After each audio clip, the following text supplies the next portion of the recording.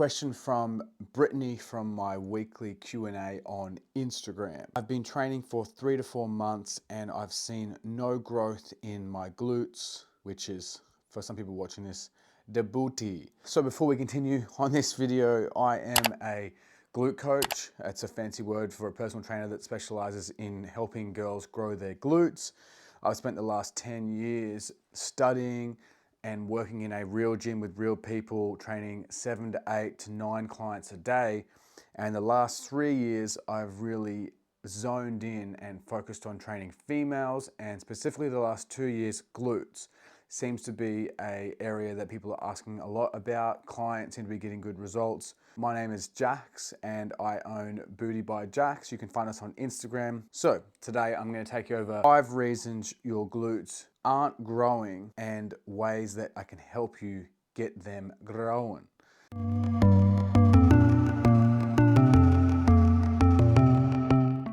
Number 1, you aren't eating enough. The reason why I put this as number 1 is you can be doing all the stuff at the next 4 dot points, but if you aren't eating enough, you're just spinning your wheels with no chain on your bike. And I know you young girls are fucking really scared of putting fat on your body. So many of you sign up to my online coaching, contact me and say, make sure that if I'm building muscle that I don't put any fat on.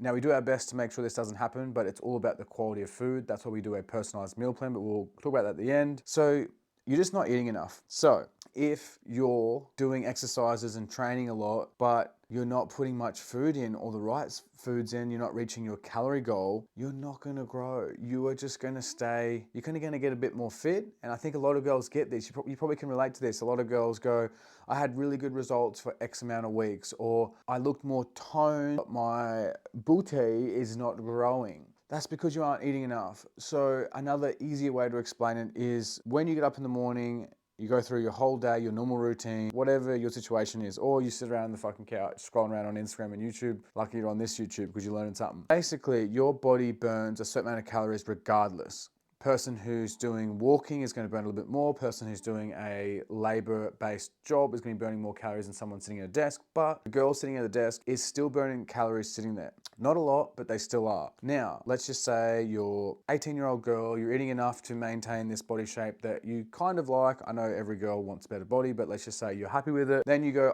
I'm decided I'm gonna go on the booty adventure and grow my glutes. And then you decide that you're gonna do some workouts and you're like, sweet, it'll just grow.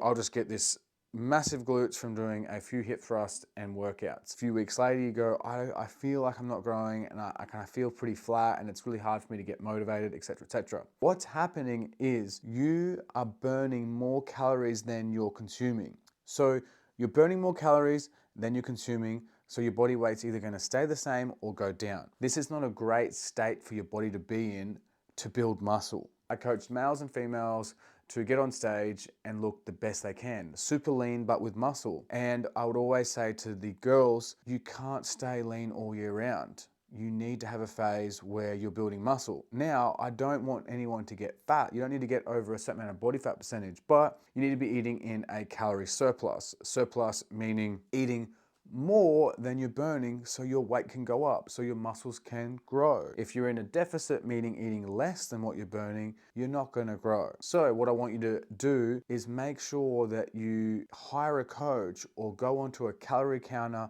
and figure out how many calories you need. Don't just eat crap food though, because you'll increase your fat faster. In a perfect world, obviously, I would like for you guys to jump on my website and get me to do your personalized meal plans, because we give you a personalized macro and calories based on your body type, your weight, your height, your body fat, and your goal. Number 2, you just stop doing random workouts on TikTok and Instagram of influencers that aren't even real trainers. They might sell programs, but have a look. Have they worked in a real gym, face-to-face clients for many, many years?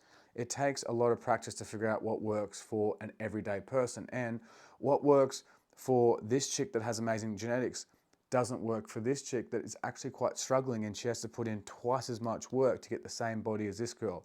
Everyone has a friend that just looks amazing in like year 11 or year 12 at school and all the way up until their mid-20s without really doing a lot. Now, unless you have those genetics, you have to really listen to these tips. Stop doing those silly workouts, follow some structured stuff, and of course, in a perfect world, I would love to be able to do a custom workout program that's glute and core focused for you, but let's get some free advice.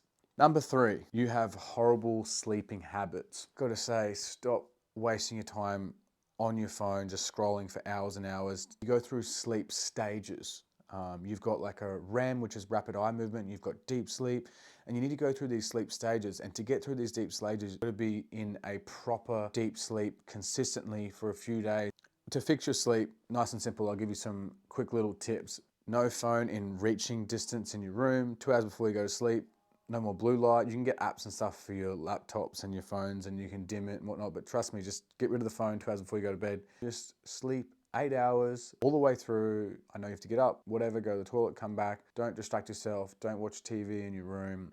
Okay, number 4, you aren't lifting close to failure. On average, girls just don't train as hard as guys. On average, male clients, I have to like pull them back a little bit and say, hey man, use full range of motion, ease up, don't have to snap your whole body your first week. Females, on average, it's like, oh, this feels nice, this good little light hip thrust, single leg. I get it, like you don't want to hurt yourself, you don't want to be sore too much, but once you're eating right, once you're sleeping right, once you're following a structured program, you can be doing those things. If you really want to take your glutes and grow them to the next level, you should be pushing towards like a 8 rep max on hip thrust 2 or 3 times a week.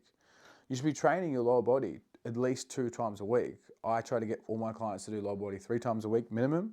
Don't do fancy workouts. Find a few exercises that work well for you, hip thrust, squat, Bulgarian or whatever, and actually push close to failure. Very important. Number 5. You are inconsistent. You aren't being consistent or you're inconsistent. If you're not going back to the gym till Friday and then you're not eating properly, you're not sleeping properly, there's gonna be problems there. Just because you maxed out, killed it with your friend and had an awesome time on the Monday night, but then you didn't go back to the gym till Friday, the body doesn't work like that. Just like any relationships, friendships, career, it's all about consistency. Now, what I would recommend is finding a structure and a routine that allows you to get to the gym minimum three times. I know when you're first starting, you just want to go once or twice, you're anxious, there's people there. Just be consistent. Find a routine that you can stick to for 3 months, minimum. You can be consistent with training, but if you're not consistent with eating as well, it's the same thing. You know, picture that the little habits create big change. Bonus tip, a good way to grow if you are skinnier is just to reduce the cardio. Make sure you smash that like button, hit subscribe, hit the bell icon. Links in the description if you want to join the team and if you want to work with me personally. See you later.